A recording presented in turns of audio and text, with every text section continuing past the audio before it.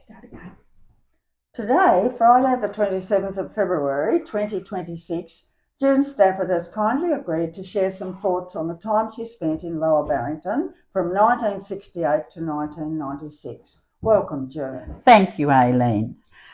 Although I didn't grow up in Lower Barrington, I wasn't far away in Upper Barrington. I grew up on the farm, Forest Hill, on the Sheffield Road with my mother and father, Arthur and Annie Russell, and four brothers, John, Bruce, Noel and Mac, and a sister, Patricia. But even though I wasn't living at Lower Barrington as a child, I did have a connection. My grandmother, my beautiful grandmother, Jessie Best, who later became Jessie Russell and was my grandmother, lived at Lower Barrington in the house on the corner of Paluna Road where George and Rona Page lived. So that's a nice connection from there. And the other connection I have, when I finished my teacher training at Launceston, I went to Sheffield Area School, and Kath Smith and Margaret, a very tiny Margaret, picked me up every morning at the gate and took me to school and dropped me off in the afternoon. So that's a nice connection with Lower Barrington too, and Margaret is still a dear friend. How did we get to live at Lower Barrington? I was at Wilmot teaching. I had married Darryl Stafford. We had a little girl, Kim, and we were thinking of moving back to Barrington to be close to family, and we were looking at buying the old school ground at Barrington.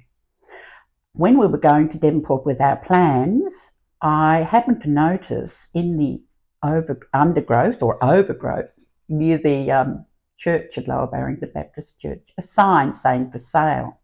For a moment I thought it was the church, and then I realised it was the old two-storey house in the valley opposite the shop. I was beyond excited because that house had been a favourite of mine since I was a little girl. I used to look at it and wonder what the people were doing in the house. One day I saw a lady at the window upstairs, and I used to think about her being up there. An attic in the roof would be wonderful.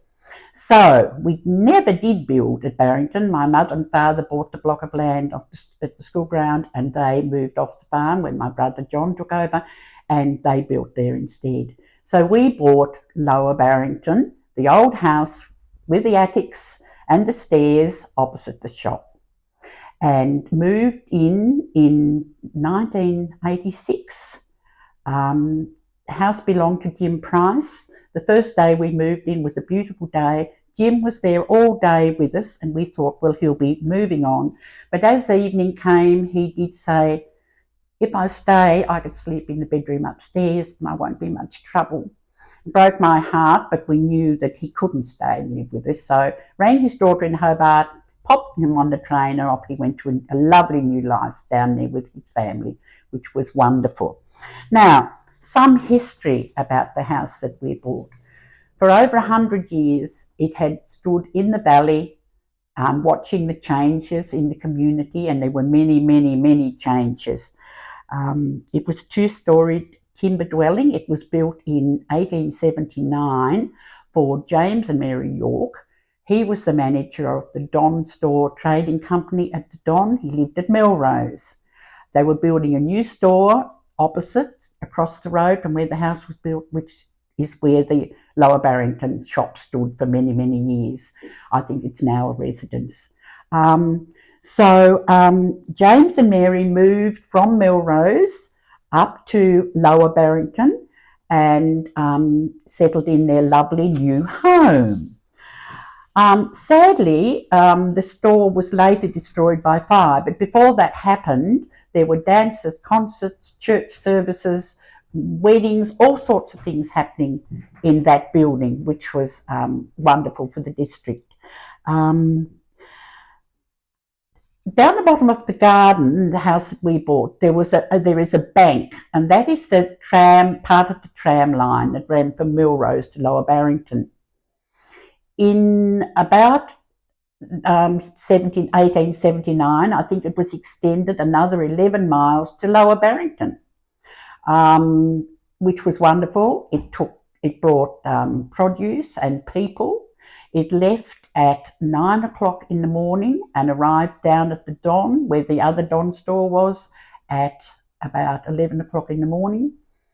Again in the afternoon, it came back and at 2 o'clock and arrived at 4:30. So there were probably a few hills coming back, drawn by, I'm not sure how many horses, but it would have needed quite a few.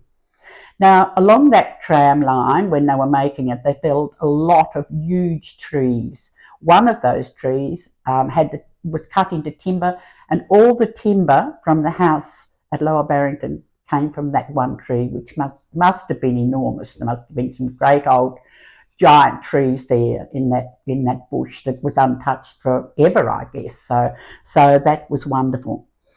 In the late 80s, a Mr. Middleton purchased the house, and Mr. York, I think, moved to Sheffield then. But Mr. Middleton bought it, and he bought the store opposite. A bell system was put into the house because the Middletons were worried about the shop being left unattended at night. And one day the bells rang and Mrs. Middleton was screaming, "A thief, a thief," and Mr. Middleton took his gun and took aim at the two men disappearing into the bush with bags of whatever they had found in the shop. And they quickly dropped their takings. Later, Mr. Middleton found a ham and a few other bits and pieces in the bag, and I guess a gentleman couldn't sit down for a while, if he could have been a gentleman, but I guess people in that era were very, very hungry. So that was an interesting little incident at that time. So the dwelling consisted of 8 rooms when it was built, 4 downstairs, all with open fireplaces and beautiful blackwood mantelpieces, and a beautiful blackwood banister leading up a very steep staircase to the bedrooms, 4 little attic bedrooms with sloping roofs and ceilings and pine floorboards. Later we decided that we would take a wall out from upstairs and make one big bedroom on one side. But we'll talk about that a little bit later on. So it had a lovely big veranda along the front with some beautiful wrought iron work on the veranda. When the next person bought the house, Mr. Elwood, it had quite a bit of land with it. When he sold the house and the land, it was subdivided off and it left the house with about 2.5 acres of land then. So it was a much bigger farm before that. The house didn't have a name, and what better name than to give that lovely old house, but York House, after Mary and James York, the people who had it built, which is a nice tribute to the York family too. We were given a beautiful piece of furniture when we moved in by a dear old man called Keith Manley. He had been given a chiffonier by James York many years before, and he wondered if we would like to have it, and we certainly said yes, we will have it. So still have that today, and one day maybe when I don't need it anymore, maybe it could go back to York House and be kept there, which would be a nice thing to do. Right, so then began the restoration. There was no kitchen. There was a bowl and a cold water tap, not a very good bathroom, and a toilet, a very old style toilet down the garden, which we had to run up and down to. The second day we were there, I decided I would put things onto the mantelpiece, and the whole mantelpiece fell down. So that was a big job to get that done. Not long after that, I got a call when I was teaching at East Devonport to please come home quickly. The roof had blown off the front of the house. When I arrived, Lance Sheriff was already up on the roof trying to get a tarp on, doing a marvellous job, and of course soon many people came from everywhere to help. A whirlwind had come up the gully, it had taken the onions out of the garden, and the whole front of the roof of the house, with the battens and all, taken it across the road and dropped it behind the Costello's house. So we were very lucky that more damage wasn't there. Lots of shingles on the roof.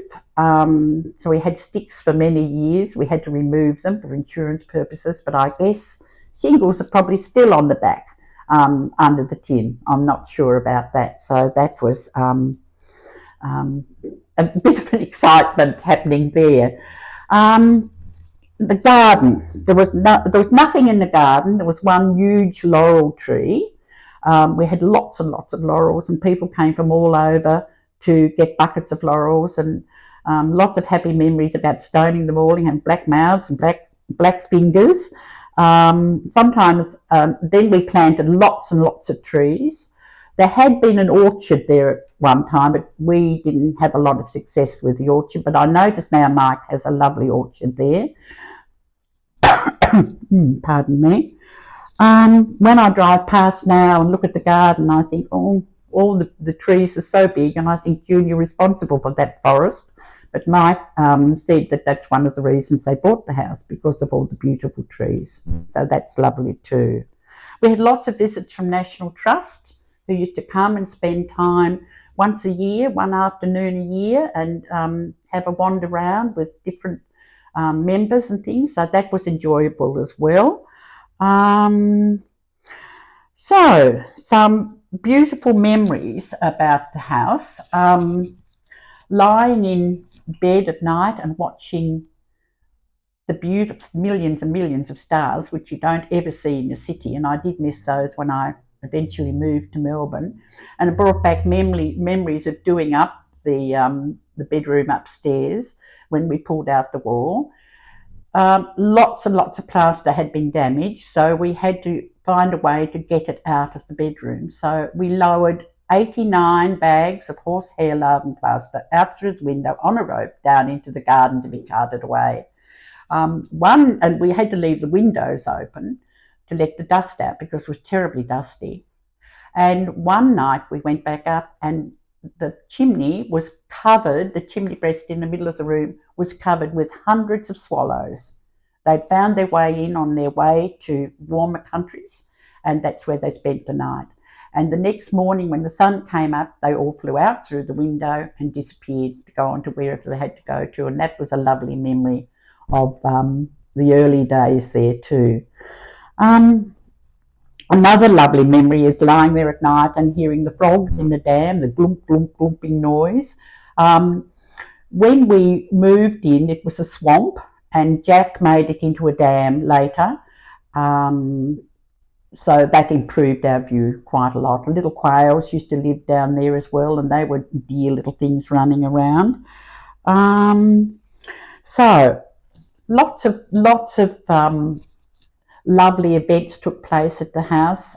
We had lots of fundraisers for the Roland Boys Home and other places. Kim was a little, what would you call her? Toddler, tiny tot entrant, and I can remember making many ginger fluff sponges in that time to sell, and I think I still owe Aileen one of those. many early mornings cooking, and we had lots of fun. We used to have soup and sandwich luncheons, and I can remember after one soup and sandwich luncheon at home where I'd been selling raffle tickets, we had quite a nasty experience which had a happy ending, which I'll tell you about. My Jane was then about 5 or 6 years old. She was going up to play with Rosie Reeves, who was Brian and Janice's daughter, so they were walking to meet one another. When it was time for Jane to come home, I rang Janice and said, I'll come and pick Janie up now. She's not here, she said. They're down with you. Oh no, they were not down with me. So where were they? So horror. Hopped in the car and started driving, looking, couldn't find them. Driving down the Melrose Road and wondering if I ever was going to find them, I saw two little blonde heads in the long grass on the side of the road. Those two little girls had decided they would help, but they'd taken a raffle book and they were going selling raffle tickets. They'd been to Mrs. Marnie, they knew that, to sell her a raffle ticket, and they'd probably been to Mrs. French and a couple more down the road. When they came to come home, they couldn't remember, they couldn't see above the grass and they couldn't remember which way to go. So it was a very happy ending, really. It's something that could have been quite sad. So we're very pleased to see those two little blonde heads in the grass. Some of the very happy memories that Jane had when I spoke to her and told her I was doing this, she said the beautiful memories were the Beatle nights that they had up at the hall, raising money for something, maybe it was just an evening. She loved those nights, and she still now at school lets her children play Beatle. It's a very good activity for them. The Christmas parties with all the beautiful food, and Uncle Lance Sheriff doing all the games, and that was very exciting. And the other thing she loved was Uncle Lance laying eggs, and he would flap his arms and cluck, and eggs would appear underneath his bottom, and she still remembers that as a delightful memory growing up. And sitting on the post office counter with Uncle Lance drawing all over her arms and other children's arms. And she said some parents were quite cross because they couldn't get it off, but there was another happy memory. Picking broccoli in Kay and Jamie Radcliffe's paddocks and being allowed to get as many as they liked. That was another happy memory. And also the little bantam rooster and hen that we were given by Julie Rockcliffe at Sassafras when I was teaching her children at La Trobe. And we had them for quite a long time, making little nests in the garden. But if we left the door open at night, where would we find them? They would be perching amongst the jugs up on top of the kitchen dresser. Every night, that's where they like to perch and roost, dear little things. We had those for a very long time. So they would, and Jane's happy memories. Another one was Roseanne going into the shop. Roseanne and John had the shop by then. Lance and Reen had moved, and there was a large snake lying behind the counter, and quite unfazed, Roseanne had the snake removed.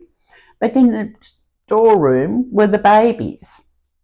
But she kept going in and out, didn't seem to worry her, she was quite unfazed by all of that. But there were many snakes around, and one day the National Trust came, and after they'd gone, I was walking in the garden with my mother, and I said I should have pulled these thistles before they came, and I put my hand down, and there was a snake. I held up a snake, but his head, luckily, was caught in the fence. So that was a lucky escape. Often, my goat would wreck its goat house, and sitting on tin one night, untying it, and there was another one under there. There were lots of them around, so because of the creeks and rivers, I guess. Another happy memory was bringing the children from La Trobe every year up to see the horses at Jack's, and then going on to Rex Jeffries to see the shearing, and that was always a beautiful day. We'd have some lunch around there or have lunch at my house, and Rex was just so beautiful with the children, and I'm sure it was an important day in his life as well. Another person I remember very fondly was Graham Ivory, known as Mick Ivory. I would often pick him up coming home from school and give him a ride home. One day he noticed sauce in the back of the car that my mother had made for me, and he was very fond of homemade sauce. So after that, he always got a couple of bottles every year when I picked him up. And he never ceased to amaze me in the Lower Barrington shop when he would be standing on one side of the counter. Lance would be adding up someone's account on the other side of the counter, and before Lance had got a quarter of the way down the page, he would tell him exactly how much it was. He had an amazing head for numbers. A very clever man. So that was another nice story. So one thing I had often thought about is, why was there a division between Barrington and Lower Barrington? I don't quite know, and I don't know whether anyone has the answer, because really we were all just Barrington. But there certainly was a division, and I think Barrington ended at the top of the hill near Laurie Connor's farm, just down from Dr. Sender's, or Bob Hills as it was then years ago. And that's where the division was, I think. So the Rockcliffes and the Brinkmans and the Bryneys, we're all Lower Barrington people, but we all mixed well together. And I can remember Carol and Kay Reeves coming up to youth club quite often. That was lovely. And Ro Rockcliffe often came up to church at Barrington. And so we really were one big community. But Lower Barrington, I'm so proud of. I look at the hall, an absolute credit to what's been to the people that have done that, and the church in Lower Barrington, the Baptist Church, is still thriving, and that makes me so happy. I think it's beautiful that a lot of the people that grew up there and lived there still go back, and that makes Lower Barrington a very, very successful community. Thank you, June. On behalf of the Lower Barrington History Group, I would like to thank you for giving us an insight into the time you spent in York House, for your wonderful memories and your participation in the wider Lower Barrington community. Thank you, Aileen.